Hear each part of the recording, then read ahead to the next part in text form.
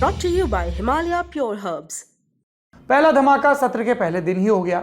राज्यसभा के सभापति वेंकैया नायडू ने कहा, मॉनसून सत्र के आखिरी रोज सदन में हुए बलवे से मैं व्यथित हूं।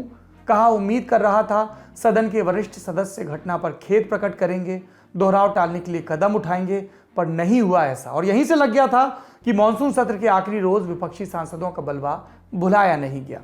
इसके बाद सदन में इन सांसदों के निलंबन के लिए प्रस्ताव आया, जो पारित हो गया। यहां सदन के प्रस्ताव को आप सरकार का प्रस्ताव भी पढ़ सकते हैं, क्योंकि सबसे ज्यादा सांसद राज्यसभा में सरकार के पास हैं। एक और बिंदु पर गौर किया जाना जरूरी है। सदन की गरिमा का बने रहना जरूरी है, इसमें कोई संदेह नहीं। इसलिए बलवे में शामिल लोगों पर कार्रवाई तो होनी ही चाहिए थी, खासकर तब जब सभापति कह रहे थे कि सांसद उनकी उम्मीद पर खरे नहीं उतरे। लेकिन क्या पिछले सत्र के लिए सत्र में पूरे वक्त के लिए 12 सांसदों को निलंबित करना न्यायोचित है?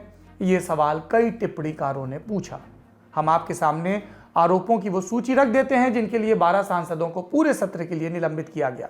आरोप सही जान पड़ते हैं। इन्हीं आरोपों में से एक था सदन की कार्रवाई का वीडियो बनाकर सोशल मीडिया पर डालना।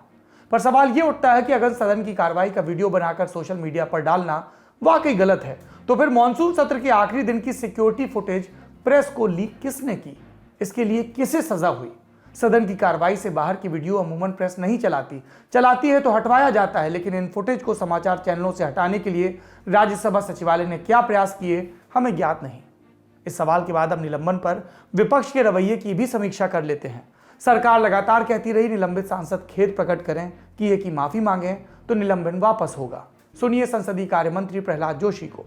बार बार हम भी यही कह रहे हैं कि जिन सुरक्षा कर्मियों ने इस पार्लियामेंट के सुरक्षा के लिए अपना प्राण बलिदान दिया, उन लोगों के ऊपर आपने हमला करने के लिए कम से कम आप माफी मांगो। ये भी नहीं मांग रहे हैं। तो I want to ask them, मैं वो पूछना चाहता हूँ, वेदर आपको चर्चा चाहिए नहीं चाहिए, ये तो बता दो। उनके पास मुद्दा नहीं है, उनके पास महंगाई पर बोलने के लिए ज़्यादा कुछ मुद्दा नहीं है, तो इसीलिए ऐसे वक्तव्य वो कर रहे हैं। मैं इसका खंडन करता हूँ और आग्रह करता हूँ कम से कम कल से चर्चा से भागें। पटेल और सरकार के दीगर मंत्रियों ने बयान दसियों बार दिए और यहीं से गेंद विपक्ष के पाले में चली गई थी। अगर खुद को जनता की आवाज कहने वाले विपक्ष ने पिछले 7 वर्षों में जरा भी सीख ली होती तो तुरंत समझ जाते कि बिन माफी मांगे वो निलंबन वापसी के लिए दबाव नहीं बना पाएंगे। और आखिर में वही हुआ। जो बात एक संक्षिप्त माफी से खत्म हो जाती, उसे विपक्ष ने अहम का मुद्दा बनाया, इतना खींचा, वॉकआउट किया, शोर मचाया, पर हासिल क्या हुआ? निलंबन बना रहा। सदन के अंदर विपक्ष का संख्या बल कमजोर हुआ और सरकार की राह आसान हुई। राजनीति में कहते हैं कि कभी कभी आगे जाने के लिए पीछे भी हटना पड़ता है। इतनी साधारण सी बात की अनदेखी कर विपक्ष ने न सिर्फ अपना बल्कि जनता का भी नुकसान किया। प्रेस के कैमरों के सामने उसने जनता के मुद्दे उठाने का जो वादा किया था, उस पर वो खरा नहीं उतरा।